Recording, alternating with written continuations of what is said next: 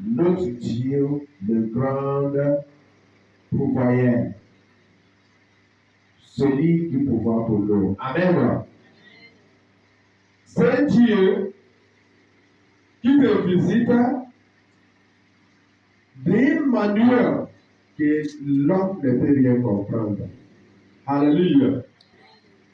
Nous allons voir un peu dans le livre de Genèse, chapitre 22, du verset 1 à 18. Genèse, chapitre 22, du verset 1 à 18. Genèse, chapitre 22. Oui. Verset 1. Après ces choses, Dieu mit Abraham à l'épreuve et lui dit, Abraham, et il répondit, me voici. Verset 2. Dieu dit, prends ton fils, ton unique, celui que tu aimes, Isaac, va-t'en au pays de Morija, et là offre-le en holocauste sur l'une des montagnes que je te dirai. Verset 3. Abraham se leva de bon matin, sella son âne, et prit avec lui 2 serviteurs et son fils Isaac. Il fendit du bois pour l'holocauste et partit pour aller au lieu que Dieu lui avait dit. Verset 4. Le 3e jour, Abraham, levant les yeux, vit le lieu de loin. Verset 5. Et Abraham dit à ses serviteurs, restez ici avec l'âne. Moi et le jeune homme, nous irons jusque-là pour adorer, et nous reviendrons auprès de vous. Verset 6. Abraham prit le bois pour l'holocauste, le chargea sur son fils Isaac, et porta dans sa main le feu et le couteau. Et ils marchèrent tous deux, ensemble. Verset 7. Alors, Isaac, parlant d'Abraham, son père, dit, mon père, et il répondit, me voici, mon fils. Isaac reprit, voici le feu et le bois, mais où est l'agneau pour l'holocauste? Verset 2. Abraham répondit, mon fils, Dieu se pourvoira lui-même de l'agneau pour l'holocauste. Et ils marchèrent tous deux ensemble. Verset 9. Lorsqu'ils furent arrivés au lieu que Dieu lui avait dit, Abraham y éleva un autel et rangea le bois. Verset 11. Il y a son fils Isaac et le mit sur l'autel par-dessus le bois. Verset 10. Puis Abraham étendit la main et prit le couteau pour égorger son fils. Verset 11. Alors l'ange de l'Éternel appela des cieux et dit, Abraham, Abraham, et il répondit, me voici. Verset 12. L'ange dit, n'avance pas ta main sur l'enfant et ne lui fais rien. Car je sais maintenant que tu crains Dieu et que tu ne m'as pas refusé ton fils, ton unique. Verset 13. Abraham leva les yeux et vit derrière lui un bélier, retenu dans un buisson par les cornes. Et Abraham alla prendre le bélier, et il offrit en holocauste à la place de son fils. Amen. Amen. Que le Seigneur bénisse sa parole au nom de Jésus. Je vous avais dit, notre thème c'est notre Dieu Seigneur, grand pourvoyeur. Amen. Lorsque tu te retrouves dans un lieu, on peut dire désert, dans un moment, tout dans la main à gauche, tu ne trouves rien. À droite, il n'y a rien. Devant de rien, il n'y a rien. Et c'est là ton Dieu montre qu'il est Dieu. Alléluia. Que celui de créateur de le ciel et la terre et tout ce qui est rempli. Dans le livre d'Agé, la Bible dit quoi? L'homme et l'argent m'appartiennent. Alléluia. Donc, les choses pour Holocauste, les choses pour servir Dieu, la force pour servir Dieu, ça vient de Dieu lui-même. Alléluia. Si tu es ici en train de servir ton Dieu en vérité et l'esprit, ce n'est pas par notre propre effort. Amen. La Bible dit que Dieu nous a aimés avant qu'on vienne de les connaître. Donc la force pour faire la volonté de Dieu, ça vient de Dieu lui-même. Alléluia. Mais il y a une petite condition. Il y a une petite clause qui est au milieu. Alléluia. Cette clause, on va la trouver un peu dans le livre de Deutéronome 28, de verset 1 à 9. Deutéronome 28, verset 1 à 9. Je sais que je suis en train de parler des chrétiens matures. Deutéronome 28. De verset 1 à 9. Soyez un peu rapide. Si tu obéis à la voix de l'Éternel ton Dieu, en observant et en mettant en pratique tous ces commandements que je te prescris aujourd'hui, l'Éternel ton Dieu te donnera la supériorité sur toutes les nations de la terre. Amen. Amen. Asseyez-vous d'abord. La Bible dit, si tu obéis, alléluia. Aujourd'hui, beaucoup d'entre nous, on connaît que, notre Dieu c'est le grand prévoyant. Oh, mon Dieu va le bénir, Dieu va donner. Mais Dieu, avant que lui, il vienne t'apporter ces choses que ton cœur désire, tu as quelque chose à faire pour lui. Alléluia.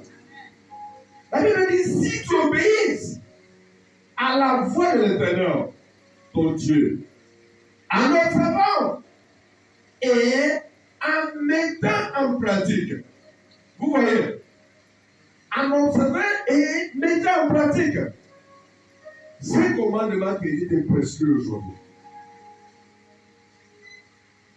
Dieu te donnera la supériorité sur toute la nation. Dieu te donnera la supériorité. Tu vas dominer ton monde. Alléluia. Tu vas dominer ta propre monde. Tu vas dominer toute situation qui s'est levée devant toi.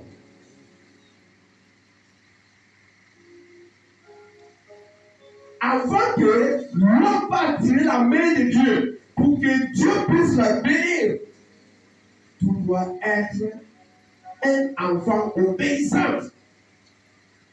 Tu dois obéir à la parole.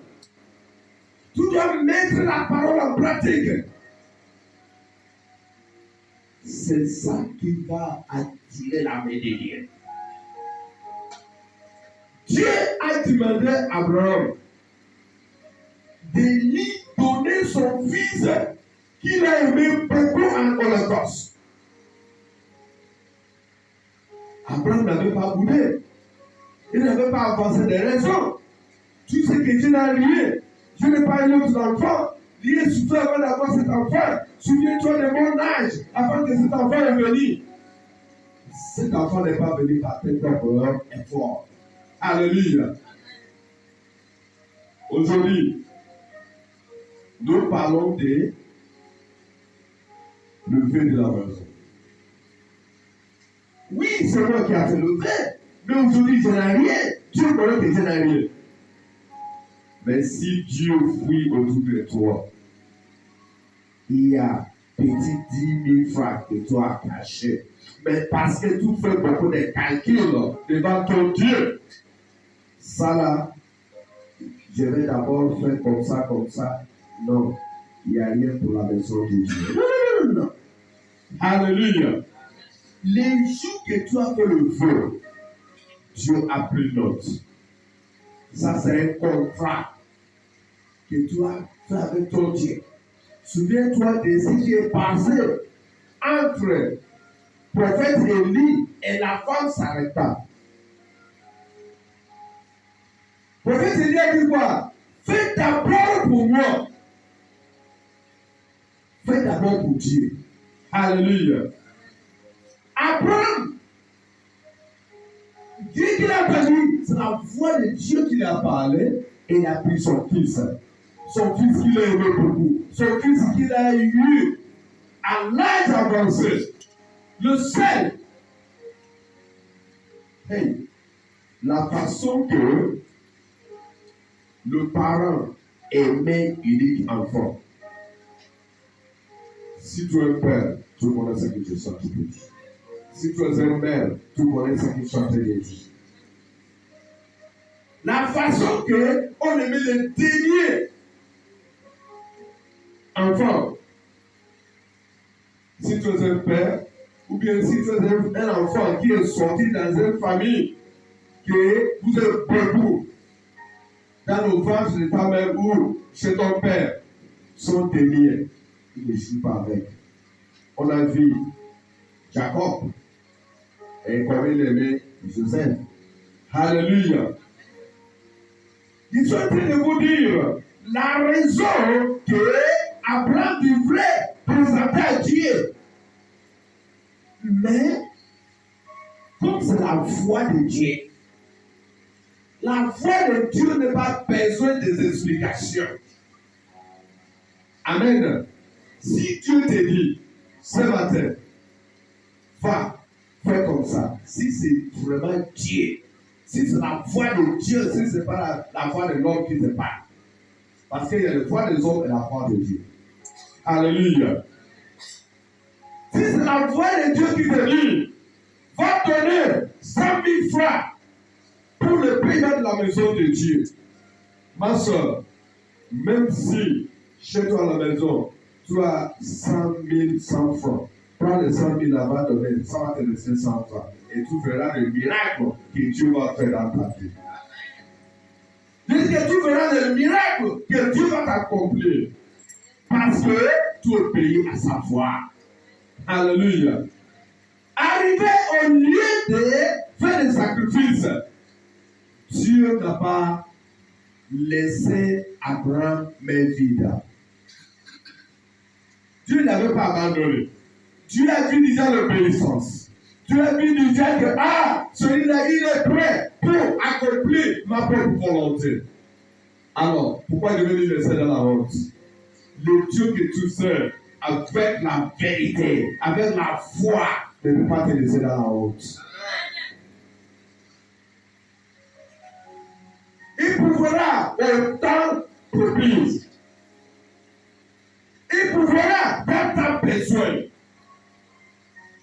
Parce que celui qui a cette autorité pour pouvoir tous tes besoins. Alors, pourquoi tu vas avoir peur? Pourquoi tu ne vas pas avoir la foi en ce Dieu?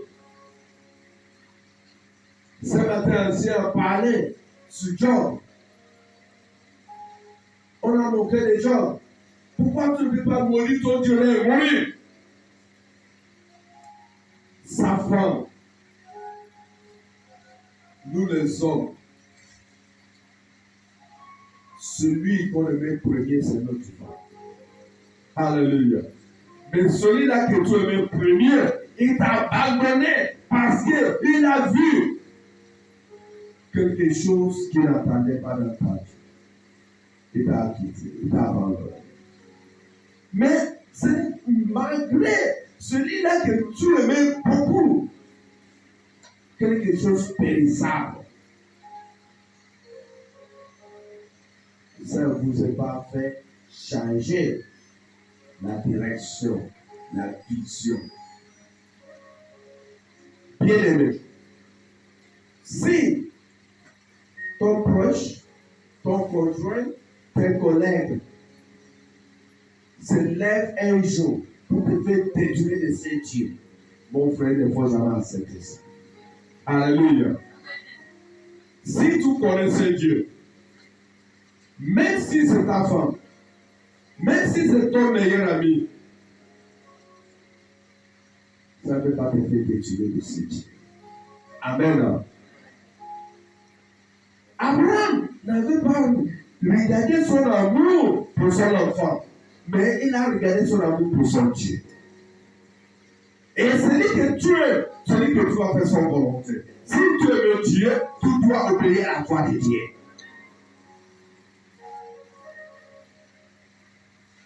Continuez le livre des pronoms et on verra les avantages qui est attaché à l'obéissance. Verset 2. Voici toutes les bénédictions qui se répandront sur toi et qui seront ton partage. Lorsque tu obéiras à la voix de l'Éternel ton Dieu. Verset 3. Tu seras béni dans la ville et tu seras béni dans les champs. Verset 4. Le fruit de tes entrailles, le fruit de ton sol, le fruit de tes troupeaux, les portées de ton gros et de ton menu bétail. Toutes ces choses seront bénies. Verset 5. Ta corbeille et ta huche seront bénies. Verset 6. Tu seras béni à ton arrivée et tu seras béni à ton départ. 7. L'Éternel te donnera la victoire sur tes ennemis qui s'élèveront contre toi. Ils sortiront contre toi par un seul chemin et ils s'enfuiront devant toi par 7 chemins. Amen. Arrêtez là. Alléluia.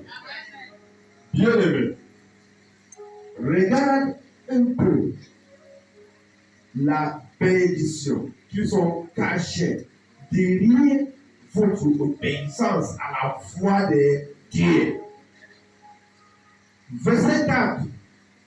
Le fruit de tes entrailles, le fruit de ton sol, le fruit de tes troupeaux, la reproduction de ton bovin et les portées de tes brebis seront bénis. Verset 7. L'Éternel mettra en déroute devant toi tes ennemis qui se dresseront contre toi. Ils sortiront contre toi par une seule chemin et ils s'enfuiront devant toi par 7 chemins.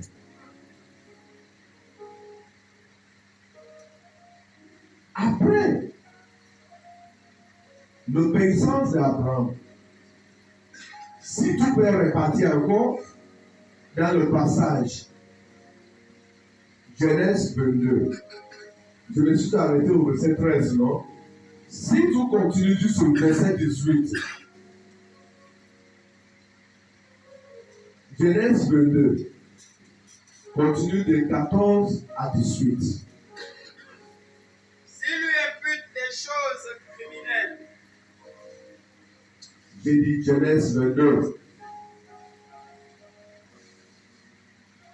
Abraham donna à ce lieu le nom de Jéhovah Jireh. C'est pourquoi l'on dit aujourd'hui, à la montagne de l'Éternel, il sera pourvu. Verset 15. L'ange de l'Éternel appela une seconde fois Abraham des cieux. 16.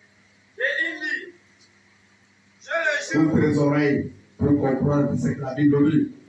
Je le jure par moi-même, parole de l'Éternel, parce que tu as fait cela, et que tu n'as pas refusé ton fils, ton unique. 17. Je te bénirai et je multiplierai ta postérité, comme les étoiles du ciel et comme le sable qui est sur le bord de la mer. Et ta postérité possédera la porte de ses ennemis. 18. Toutes les nations de la terre seront bénies en ta postérité, parce que tu as obéi. Alléluia. Alléluia. Il n'y a pas la confusion dans la parole de Dieu. Dieu n'est pas compliqué. Amen. Dieu n'est pas compliqué. Regardez la promesse Parce que tu n'es pas refusé ta main à Dieu. Dieu va ouvrir maintenant toutes les portes qui étaient fermées dans ta vie. Toutes les portes que l'ennemi avait bloquées dans ta vie. Je te dis, mon frère, ma soeur, le mois de juillet a beaucoup de bénédictions réservées pour toi. Et la seule clé pour ouvrir, afin que les terrains Dieu ouvrira pour toi, c'est l'obéissance. Alléluia. Et quand tu vas obéir à la parole de l'Éternel, il va te bénir jusqu'à. Dans Deutéronome 28, verset 4, il a dit, be free and dry. C'est-à-dire tes enfants seront bénis à travers de ta obéissance avec Dieu. C'est pour cela, en notre langue, on dit souvent, le mal que le chien a commis pendant qu'il était en grossesse. C'est pour cette raison, lorsqu'il a fait ses enfants, les enfants sortent en vie. Lorsque le chien accouche, tu trouves le chiot, ils ont les yeux fermés. Alléluia. C'est une parabole. Donc si tu fais des biens, ce n'est pas pour toi seul. Ce sera pour tes enfants et tes arrière-enfants. On a vu ça. L'amitié de Jonathan et David. Quand David était assis maintenant sous son trône en tant que le roi, un jour, il s'est souvenu de Jonathan. Jonathan était déjà mort, le fils de Saoul. Il a demandé, est-ce qu'il y a quelqu'un qui a encore resté dans les familles de Saoul pour que Dieu puisse l'envoyer de Dieu à cause de l'amour qu'il avait, les pattes qui existaient entre lui et Jonathan. Donc, c'est pour dire, si tu fais des biens, si tu obéis Dieu, si tu servis Dieu, mon frère, ma soeur, toi, tu seras béni. Tes enfants seront bénis, tes grands-enfants seront bénis à travers de ton obéissance à l'Éternel. Alors, toi, qui mènes la vie des gens en fou,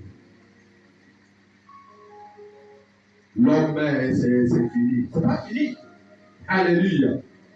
Si tu sèmes les bonnes semences, tes enfants, ils vont moissonner. Tes enfants, ils vont moissonner. Tes arrière-enfants, ils vont moissonner les bonnes semences que tu as sémées aujourd'hui. Notre Dieu, c'est Dieu qui quelquefois, lorsque l'homme ne peut pas t'aider, lorsque les amis ne peuvent pas t'aider, c'est là que Dieu vient encore aider. Mais le seul clé qui va ouvrir cette main de Dieu, c'est l'obéissance. Bien aimé, le mois de juillet, Dieu va nous bénir beaucoup. Dieu va nous bénir beaucoup. Même le côté de notre santé, là où l'ennemi a planté la maladie, je déclare, à cause de ton obéissance, à cause de la grâce que Dieu a réservée pour toi, le mois de juillet, tu vas retrouver la guérison. Tu ne connaîtras plus cette maladie. Tu ne connaîtras plus cette maladie. Tu ne connaîtras plus cette maladie. Au nom de Jésus de Nazareth. Il faut seulement prier pour que ce Seigneur t'accorde la force de marcher dans l'obéissance. Et tu verras la main de Dieu. Que le Seigneur vous bénisse.